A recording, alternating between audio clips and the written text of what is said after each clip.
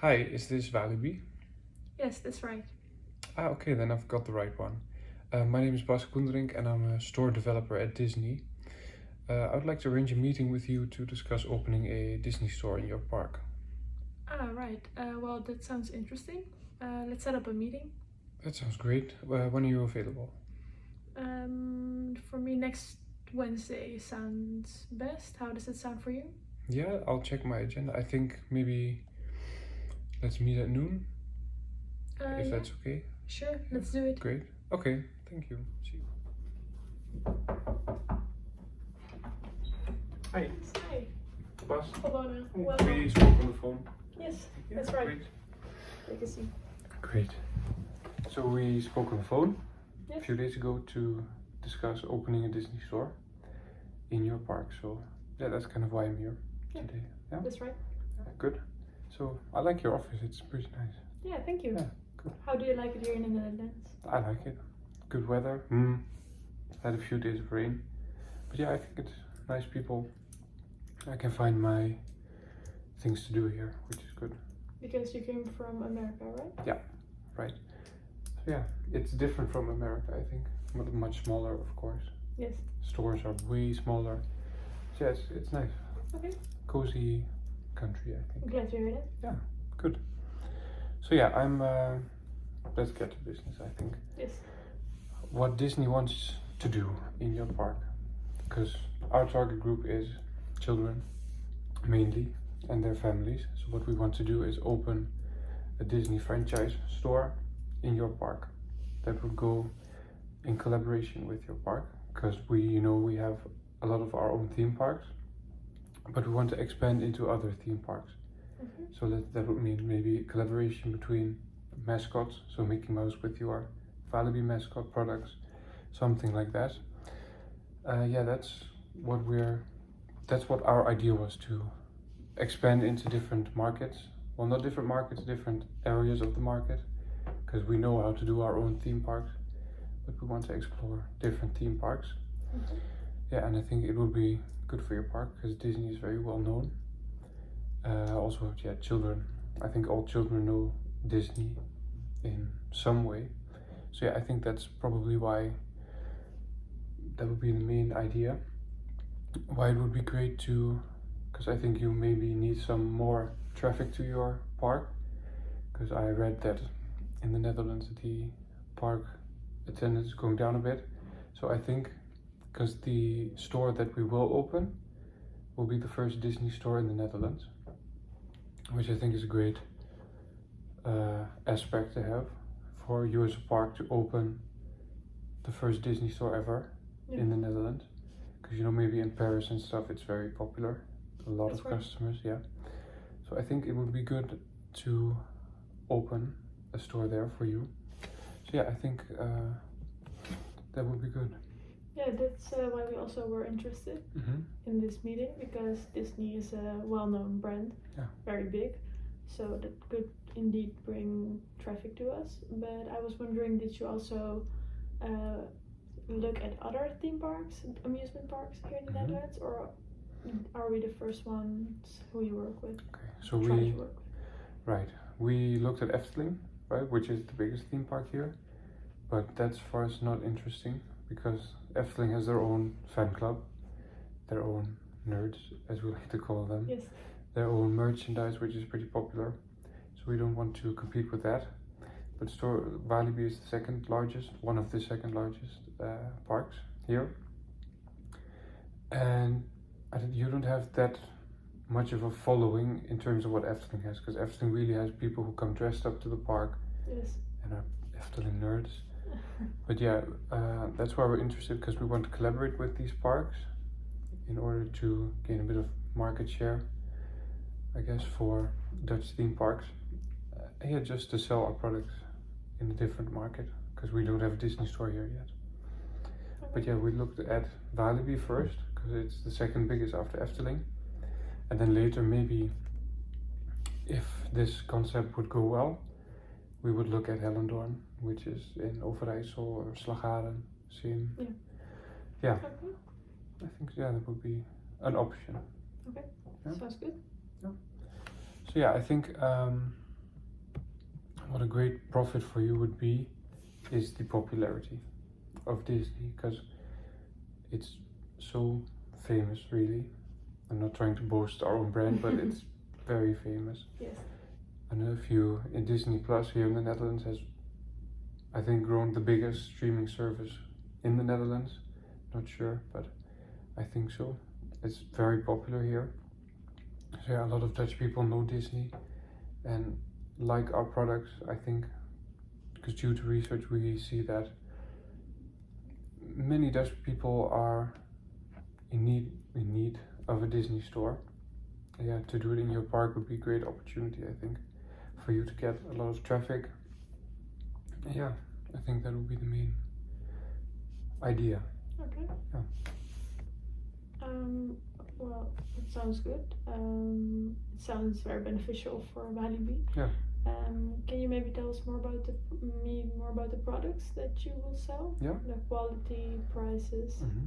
So what we will offer is, of course, our own merchandise from the movies we make, like, I don't know, Vaiana or something like that. They will all be high quality, as people are known from Disney. Price will be a bit higher because of the quality, which is, yeah, I don't think an issue for people, because if you get such high quality, price is not that difficult, I think. Yeah, I think we will get a good collaboration so we can make products together. So Disney x Walibi products, which can be their own popularity. So yeah, I think that will be a great thing for Disney and for Walibi as well, just to try something different for once. Okay. Yeah. Sounds good. And then you didn't mention anything about sustainability, which is very important right nowadays, Mm-hmm. and also for our theme park and our merchandise in stores. Can you maybe share more about that? Yeah. So we produce all of our merchandise in China, which maybe you think, oh, that's not so sustainable. But we have a factory with all solar panels and it's all carbon neutral, which is nice. And the shipping from China, so after everything's manufactured, we ship it to here, which is all carbon neutral as well. So we kind of make up for the environmental impact we make. Mm-hmm. So yeah, that's the main sustainability part, I think, what we do, what we can offer you. Okay.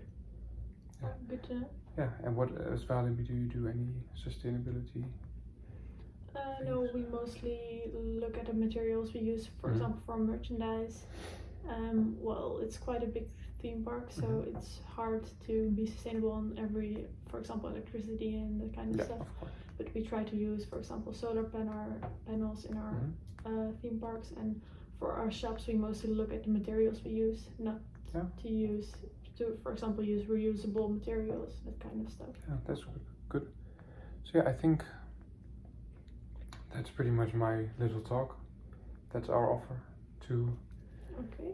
Yeah. Then I also had a question on how you think it would work with employees. Mm-hmm. Do you expect us to hire employees, or will you hire employees for us? So Disney has their pretty strict policy on how employees should behave also in the parks and stuff. But what we would offer is you have your employees that you already have, or you hire new. You would train them and we would train them separately. So they know how the store works, how to talk to customers in the Disney way. So yeah, I think that would be the main idea. So you would have your own employees who already know how the store works and like Walibi things, and then we would train them the Disney way. Okay. Yeah. Yeah, sounds good. Then I think that's all my questions. Maybe talk about promotions. If you have promotions, how do you want us to work with that? Yeah. So Disney's a pretty big company, can be strict on certain collaborations, but we're pretty open to promotions if we do it in collaboration.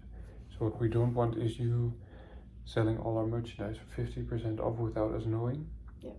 I think everything should go in agreement with each other, so not oh, let's do that without asking them. That's not something we like, and we don't appreciate that. And I think you wouldn't like that either if we did something without asking you first. So yeah, that's kind of our policy on the promotion part. But I think a lot of things are possible if we collaborate well. Yeah. Okay. Well, overall, it sounds very good. Yeah. My team and I already looked a bit into this idea, and we were very interested. Yeah, and it that's sounds good. very good. Yeah, I can see some doubt maybe in you, maybe about price. You have an issue because I can see some doubt. It's a bit on price because it's a big investment to open a new store, and I know it will bring up big traffic and a lot of marketing to our store, but the prices are a bit higher than our prices, and we see, for example, in our stores, not everything sells so well. You have products that have like high sales, but also have products that don't sell so well. So that's maybe a point where we think, is it worth it to make such a big investment? Will people buy those products even though it's more expensive than our products? Okay, so let's say what's a high selling product you have? We have, for example, the Muscat beers, and those are €7. Yeah, okay. So let's say we make collaboration with that. So you're a mascot with a known Disney character, and you see a child coming to the store and he sees that character of yours, the Walibi, and he thinks, oh, we're in the park. Makes sense. And then he sees a Disney character, which he knows, of course, since children know Disney. Gets all excited, asks his parents, oh, I want that. And then parents look at the price, shouldn't be too expensive, because you say it was €7. Yes. Then we won't price it at 25, but maybe 15, 12, 50-ish. And I think that would be a nice thing for the store. You can ask a higher price for Disney products because of the reputation we have on children. Yeah, I understand. Yeah, so I think that would be good for you. Yeah, well, that sounds logical. Sounds good. Yeah. Do you have any other questions? Well, actually not. I think maybe about the logistics. You already work in some countries in Europe. Yeah. Do you do the logistics the same way to the Netherlands, or? So we have the Disneyland Paris in France, and all our merchandise is from China, and we take the merchandise we produce in China, we put it in a warehouse in Europe, and from that warehouse it gets spread around. So yeah, it would just be another name on the list. Yeah, okay. So yeah, we would handle that. Sounds good. Yeah. Any more questions? No, actually not. I think Walibi would benefit a lot from this collaboration. It's a big investment, but I think worth it. Then just maybe how would you see how much will we get from a percentage from your sales, or what do we benefit like in percentage from your store? Right, so let's say the collaboration products, so Disney x Walibi, we would maybe take, let's say 80%, and you would get 20%. But then on solely Disney products, so let's say we make a new movie and sell it in your store in Walibi, you would not get as much as the collaboration products. That's at least what our idea was. So let's say that would be 90-10-ish. So hearing that, what would you say to that? Do you think it's fair? Yeah, I actually think it's quite fair. Yeah.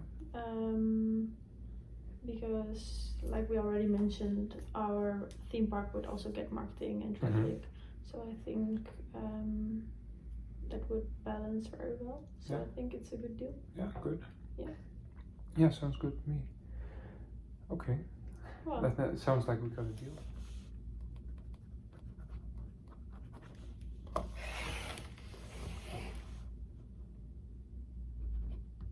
Great. nice. I think we've got a deal. Yes. Good. Let's Thank you set for it this in meeting. motion. Yeah. Good I meeting. hope we will benefit both from I think so. this collaboration. Almost sure we will. Oh, well, nice. Good. Hi, from a different location here. This is my reflection on the sales talk I did today. So yeah, let's get straight to it, I think. First looking at what went well, I think overall the talk went okay. Especially the small talk went okay, I think. Felt quite natural. Maybe a bit stagey, but it's okay. Talking in business English language, like the terms we used, went well as well. Better than expected, I think. Yeah, so that went okay. I did thought it would be more awkward, which it wasn't, or cringy. So that was a good thing, I think, that it wasn't so cringy for us. Overall, the talk went good because we had practice beforehand. Also went better than our practice rounds, I think, because yeah, during our practice rounds we stumbled across some problems which we didn't notice in our final talk. I think my explanation to the client of like the product we were offering went okay. Could be better with more practicing and preparation, I think. But yeah, overall that's I think the points that went okay. Overall it felt quite scripted, like we both knew what the others would say, which made things a bit awkward sometimes, but it wasn't too bad. In a real sales talk, I would have done more research on specific info like the, let's say, sustainability or the environmental impact on the supply chain, which we sort of talked about in the conversation. In a real sales talk, I would probably also use like presentations to make my point clearer and convince the seller, no, not the seller, the customer. Yeah, so I think that's what I would do in a real sales talk. And when saying stuff like, I see you are doubting, it felt very scripted and not natural at all. I think in real life, I would say this totally different. I don't know how, but it would occur to me. Like, I don't know how, but it would occur naturally, I think.